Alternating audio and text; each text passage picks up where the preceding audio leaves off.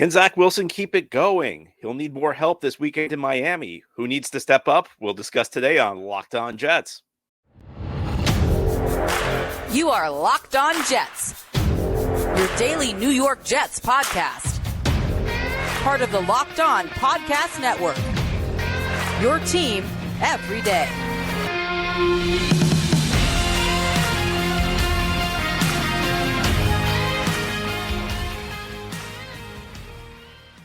It is Thursday here on the Locked On Network, and you know what that means. It's time for another crossover episode, and we have an AFC East matchup this week between Locked On Dolphins and Locked On Jets. I'm Kyle Krabs of Locked On Dolphins, joined by John Butchko of Locked On Jets for our second crossover of this season, and the second in just a few weeks. There's been some things that have changed for both of these teams since the last time that they played each other. So we're going to get you filled in on everything you need ahead of the Week 15 clash between these AFC East rivals. This crossover Thursday episode is brought to you by PrizePicks, the easiest and most exciting way to play daily fantasy sports. Go to prizepicks.com/LockedOnNFL and use code LockedOnNFL in all lowercase for a first deposit match of up to $100. John, been a minute, but not too long. How you doing? Doing well. These teams haven't played yet this year, right? I feel like I may have blocked out that first game based on what happened on Black Friday. Yeah, it's certainly. I appreciate the fact, though, even though it's only been a couple of weeks, there are a number of storylines for both of these teams that are fresh and new, and the Dolphins getting a different starting quarterback, and I think that's probably where it starts off of the performance that Zach Wilson put on display last week against Houston in a big home win. So how does that Zach Wilson performance kind of have everybody buzzing right now about the Jets? I think more than anything, it just kind of takes some of the pressure off. There's been so much negativity around this team. They were on a 5-game losing streak heading into that game against Houston. Zach Wilson, once again, had been benched. I mean, I think it's like the fourth time in the last calendar year he was benched. It was heading into that Black Friday game. They benched him twice last year. Over the offseason, they traded for Aaron Rodgers, which, of course, relegated him to the bench, and then Rodgers gets hurt, so he goes back in the lineup. Zach Wilson's career future with the Jets is very much up in the air right now, but at least now there's something positive to talk about. At least now it's not overwhelming negativity.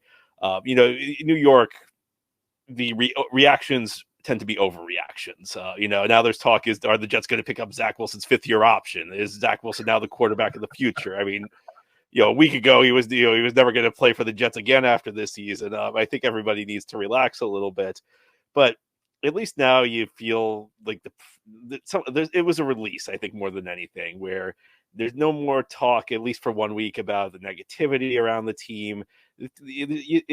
Everything just feels better after a win. Bill Parcells, great coach who coached the Jets for 3 years and then ran the Dolphins for a couple of years. I think he had a saying, winning is a great deodorant. This Jets team still has a lot of issues. This Jets team's still not going to make the playoffs, but for 1 week you can at least feel good around the facility. Well, and you talk about overreactions. This past game for Miami is the one that everybody's trying to forget and has prompted some strong overreactions from the Dolphins fan base as well. Of course, Dolphins on Monday Night Football get 2 late turnovers and score 2 touchdowns in a minute of game clock in the final 6 minutes to go up 14 points and proceed to give up 15 points in the final 3 minutes and 30 seconds to lose to the Titans, a 5-8 Titans football team. The Dolphins with a chance to win that football game, go back into the number 1 seed in the AFC conference. And instead they're 9-4 and kind of looking over their shoulder at the playoff field. And there's the stench of last year's 5-game losing skid that the Dolphins endured, where they were 8-3. They came out of the bye. They had a week 11 bye. They won against the Texans and then lost their next 5 football games to fall to 8-8 from 8-3. And Dolphins fans have just kind of been predisposed. These are 2 long-suffering fan bases, so I know you can sympathize with this as well, John. But just the knee-jerk reaction is up. Here we go again. And so it begins. Colossal collapse by the Dolphins in prime time. And then you look at the remaining strength of schedule where they got the Cowboys and the Ravens and the Bills who have had so much success against this team. I do think this is a big bounce back opportunity for the Dolphins, but everybody's kind of anxiously awaiting to see how this team responds to that late collapse. And I think there were some players, who kind of came out after the game and said we took our foot off the gas. Bradley Chubb was one of them. There were some communication breakdowns that Mike McDaniel alluded to in the back end of the defense that helped contribute to that. The Dolphins had Deshaun Elliott go out with injuries right around the time that Tennessee ended up getting 150 yards and 2 touchdowns in their final 2 possessions in the final 4 minutes. So a lot of compounding factors. The Dolphins offense did not play great. They're a little banged up on both sides of the ball. It really kind of has this extra level of anticipation coming into the Jets game, just because I think a lot of Dolphins fans recognize this is a big opportunity to bounce back and showcase that this is not the same old Dolphins, which is where everybody's mind unfortunately goes. Yeah, and from an outsider perspective, I mean, you lose bad games every year. I mean, there's always like 1 or 2 games where you look back on and you say that's a horrible loss. I mean, Dolphins just happened to have one of theirs Monday night. So from an outsider perspective, I wouldn't be super worried about, how they lost that game. I guess the thing I would worry about a little bit, though, is it seems like they were a little banged up in that game. Do you have any injury updates on the Dolphins heading into this one? Yeah, so I would not expect to see Robert Hunt, the right guard. Connor Williams tears his ACL against the Titans. He goes on IR. The Dolphins add 2 center eligible players, and they had an approximation for Wednesday's injury report that included the backup center, Liam Eichenberg, listed as a non-participant with a calf injury. So who knows what his status is? The fact that they added 2, they added Jonathan Harrison, who was most recently with the Falcons, and then they added Matt Skura to the practice squad. Doesn't give you a lot of warm and fuzzies about that situation. I definitely look to the offensive line. I do think Deshaun Elliott, the safety who left late in the game, and his absence helped contribute to those miscommunications down the stretch. He has a rib injury and is in concussion protocol. So I would expect he's probably not going to get turned around on a short week to get ready to play the Jets. The Dolphins are hopeful to get Javon Holland back. Javon Holland, they have not seen since the Black Friday game against the Jets. He got injured late in that game. He came out at the beginning of this week and said he's been dealing with 2 sprained MCLs, just based on a tackle attempt and how he got landed on that turf at MetLife. And his return would be huge. If the Dolphins have to run out there with 2 backup safeties, I would say that's probably a bigger issue for them than the interior offensive line injuries. I'd expect you probably see Teron Armstead this week. I expect you probably see some of the vet rest guys. Tyreek Hill got banged up. I think he'll probably be on a snap count, but I expect him to play because he came back and finished that game and looked good in doing so and still made some plays. So, yeah, Miami's, this is a little bit more of a survival game as far as if they're going to win the football game. It's probably going to have to be ugly. And they have showcased at times that they can win ugly. The Raiders game was an example of that. It looked like they were going to win the Titans game ugly, but you're going to play a full 60 minutes. Yeah, and I think when the Jets win this year, I mean, aside from what you saw this past Sunday, when the Jets win, it's typically ugly. Typically, it's a low-scoring game. Typically, it's when the Jets defense able to hold the other team down. And, part of that is the Jets have dealt with their own injuries this year. I mean, obviously, Aaron Rodgers is storyline number 1 when it comes to that. But Jets have had, I believe it's 10 different offensive line alignments in 13 games. They've been, injuries happen on the offensive line, obviously. Guy rolls the wrong way, it can cause an injury, it can cause problems, but Jets have been really banged up. And I think one of the reasons I feel like the offensive success the Jets may have had on Sunday against Houston, where they scored 30 points in a half. This is a Jets offense that, hadn't gotten to the end zone twice since week 4 prior to this past Sunday, puts up 30 points in a half, but the offensive line was still not very good in that game. I think there was a lot of Zach Wilson making impressive plays. I think, there were a couple times he evaded pressure. They did a good job drawing up plays to get the ball out of his hands quickly. But this Jets team, I don't think you can count on them to put up 30 points ever again this season. I think that, maybe they won't be as bad as they looked at the 5 games heading into last week. But offensive line remains an issue. I mean, Kyle, I host a daily podcast on the Jets, and the guy they started at right guard, Jake Hansen, this was a guy I didn't really know prior to Saturday of last week. I mean, that shows you the state of this offensive line, where they're just pulling guys in left and right off the street. So, I think this is looking like, I think this is an ugly game. I bet you that the promo on the networks want to hear Jets Dolphins. It's going to be ugly. Yeah, and I think the game total for this over on FanDuel is like 37.5 points. So they're not expecting a ton of points either. In this matchup. Here's the best thing, Kyle, is that last week the over under, I think it was 33, and the Jets and Texans are scoreless at the half, and it's the weather's horrible, it's raining, it's windy, and I remember saying, like, you got to feel pretty good. He took the under, and then the over won because the Jets put up 30 points in the second half. And you never know. We'll see what the weather holds for South Florida. It can get wet, although it won't probably be hot, and it won't be cold and wet like it was at MetLife last week for that Jets big win against the Texans. We're going to talk about some matchups to watch in this contest up next here on this Crossover Thursday episode here on the Locked On Network. Stick with us. Today's Crossover Thursday is brought to you by BetterHelp.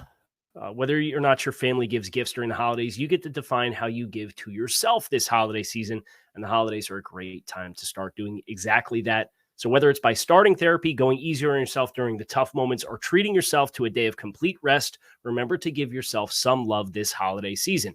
If you're thinking of starting therapy, give BetterHelp a try. It's entirely online. It's designed to be convenient, flexible, and suited to your schedule. Just fill out the brief questionnaire to get matched with a licensed therapist, and you could switch therapists at any time for no additional charge. In the season of giving, give yourself what you need with BetterHelp. Visit BetterHelp.com/LockedOn today to get 10% off your first month. That's BetterHelp, HELP.com/LockedOn. So, John, matchups to watch. We've both alluded to offensive line injuries that don't give you the warm and fuzzies. I guess I would ask you, I saw a couple Jets defensive linemen, whether it's Franklin Myers or Solomon Thomas, who were on the injury report as do not participate or non-participants on Wednesday's injury report for the Jets. What is their status? Because I think that can be potentially a matchup that goes in favor of the Jets against the interior offensive line of the Dolphins with how banged up they are. Yeah, it'll be interesting to see. I mean, I think that, when we're talking about Jets interior defensive lineman, it's Quinnen Williams is the guy, and he's not putting up the numbers he did last year, but he's having a season that's almost as good, even if the stats don't reflect that. So the spot next to him has been kind of an issue all season long. Quinton Jefferson's put up a couple sacks. He's been okay.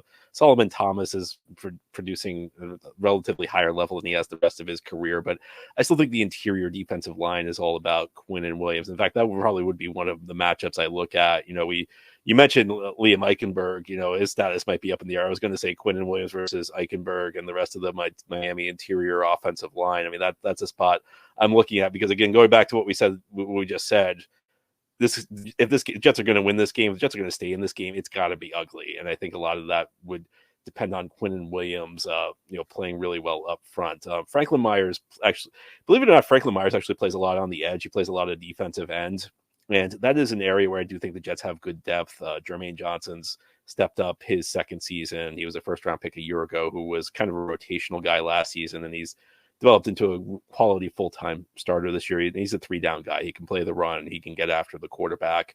And the Jets also have Bryce Huff, who on a snap-by-snap basis is one of the most productive pass rushers in the NFL. I mean, he's great at generating pressures. The Jets used him primarily as like a third down specialist last year, but he stepped into a bigger role this season. So the one thing the Jets do have on the defense, they have a lot of defensive line depth. And it's a philosophical thing with Robert Saleh. He likes to rotate guys in and out. He likes to keep his guys fresh. So they've really invested on the defensive line. So we'll see whether these guys are able to play, but I do think the Jets have a lot of quality on the defensive line. So I think like one or two injuries may not impact them as much as they might another team. What about from your perspective, a matchup that really stands out elsewhere, maybe outside the trenches? Who knows? Yeah, I'm actually, I don't do this ever, but like, I think like the coaching staffs are interesting to me. I'm looking at Nathaniel Hackett versus Vic Fangio. Hackett's not been good this year. I've been very critical of him. In fact, Kyle, if you like turn on any random episode of Locked On Jets, odds are there's a rant about me, about Nathaniel Hackett, the way he's running his offense. But last week, I thought was an improvement. The Jets Jets used pre-snap motion more frequently. You saw that helped Zach Wilson identify some keys in coverage and kind of helped him with his pre-snap reads and get the ball out quickly. The other thing is, and this was really a second half thing, and maybe it was due to the weather getting a little bit better in the second half, but they were more aggressive on their first down play calls. Prior to halftime, if you take out a kneel down, the Jets had to run out the clock in the first half. The Jets ran the ball 7 times out of 10 on first down. In the second half, before the game got out of hand, when it was within 2 scores, there were 11 passing plays called versus 6 rushing attempts. Now, there were a couple of Zach Wilson scrambles that kind of mess with the true run-pass ratio, but they were more aggressive in their play calling on first down. And that's been an issue because the Jets have been very predictable on first down this year. Lots of times they're slamming the ball into a loaded box. And, I mean, if you listen to some of the announcers who call the games, I mean, Tony Romo's been on this when Nance and Romo have had Jets games this year. He talks about how the Jets need to throw the ball on first down. You need to throw it when the other team is expecting run. Nathaniel Hackett's best game, I thought the game against the Texans was Nathaniel Hackett's best game since the Jets lost to the Kansas City Chiefs. And in that game, he was also very aggressive. The next week after the Kansas City game, they kind of went into a shell against the Denver Broncos, and they put up a lot of points, but in the second half, they got very conservative, and I think they left Denver in the game. I think that they were settling for field goals. So I think like Hackett has to remain aggressive, and he's going up against Vic Fangio, who I've always had a lot of respect for. I've always thought is one of the best defensive minds in the game, and I think it's not an accident. And I know you can like fall into the trap of saying, well, if it works, that must mean the play caller's good. If it doesn't work, it means the play caller's bad. But I do think Hackett's most aggressive games have coincided with Zach Wilson performing his best this season. So I'm looking for Hackett. I'm looking at what Hackett does against Vic Fangio, who I think is a great defensive mind. I look to the Dolphins running game on the perimeter as another area, and specifically the skill players. I think that's an area for Miami's. They've had some issues in some of the games that they've played this season when they try to run crack toss or get outside, and they're asking these wide receivers and skill players to crack down on defensive linemen, to get up on top of linebackers and help create the wall and seal. And when you have the speed that the Jets have with Quincy Wilson and with CJ Mosley, Quincy Williams, they can really fly around and take some angles away from you. And then they do have these big bodied guys on the edge, be it Franklin Myers or Jermaine Johnson, who's obviously very explosive in his own right. So I don't feel great about Miami's ability to run the ball between the tackles against this group, just because if Eichenberg doesn't play, your center's probably Lester Cotton, who's your never taken snaps in an NFL game as a center. That makes Rob Jones, who was on IR the first time these teams played, one of your guards. Your other guard, it depends on if Teron Armstead's back, and then they may move Kendall Lamb inside and play him at one of the guard spots. They may elevate Ryan Hayes off the practice. Like, there's a whole lot of unknowns as far as if Eichenberg can't go, what that interior is going to look like, because it doesn't sound like Robert Hunt's going to be able to go for them, who's arguably their best offensive lineman. So you're going to have to win on the edge. I don't think you can slam up into this group with the linebackers that they have and with Quinnen Williams on the interior and have a lot of success. So how do those skill players successfully secure those blocks? And if they're going to have success in this game running the ball, and they put up a lot of rushing yards the first time these two teams played each other, it was 167 yards, so they had some ability to move the ball. It's going to have to come, I think, from the skill group on the outside with their blocks, as compared to this makeshift interior offensive line that we've talked so much about. Yeah, and I think Jets fans feel your pain. As I mentioned, I think there have been 10 different iterations of the Jets offensive line. They've had to mix guys up every single week. It certainly makes things tougher. And, every week I feel like every week on the crossover shows, we talk about it. This Jets defense is very tough against the pass. They have a lot of good pass rushers, really great group of corners. They're not quite as good against the run. They do have quality linebackers. They have quality interior defensive linemen, but they can be susceptible against the run, and I think especially the outside run. So I think that's a really smart place to look, because I think that could be an area where the Jets are susceptible in this one. We'll talk a little bit more about keys to victory next here on this Crossover Thursday. Appreciate you guys checking us out, and stick with us. As the weather gets colder, the deals stay hot over for FanDuel and their NFL Sportsbook. Right now, new customers can get $150 in bonus bets with any winning $5 money line bet. That's $150 if the team that you pick wins straight up on the money line, regardless of the odds. So if you've been thinking about joining FanDuel, there's no better time to get started and to get in on the action than right now. The app is super easy to use. They have a variety and wide range of ways for you to place bets, whether that is the spread, player props, over-unders, game totals, money line, and more. So visit FanDuel.com/lockedon and keep your NFL season hot as the season outside gets cool. FanDuel, official partner of the NFL. So aside of turnover differential, we kind of went into the coaching staffs a little bit. If we're expecting an ugly game or an uglier game, keys to victory for the Jets. What's the one big thing for you, John?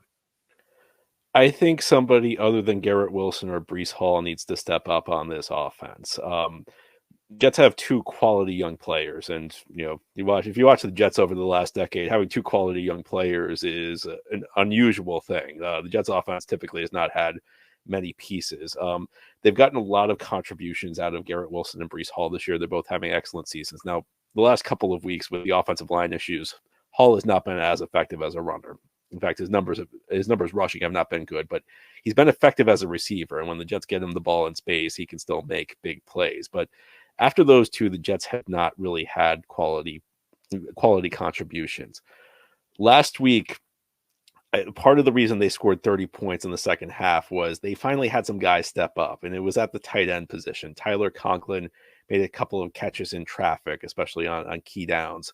Jeremy Ruckert, second-year guy out of Ohio State, also chipped in 3 catches. And then they also got contributions from a couple role players made big plays. Xavier Gipson scored on a little end around in the red zone. Randall Cobb, who has been an invisible man all season long, reemerged. He actually had a catch, which is his 4th catch all season. Randall Cobb was a really good player for a long time for Green Bay, only on the team because he's Aaron Rodgers' friend.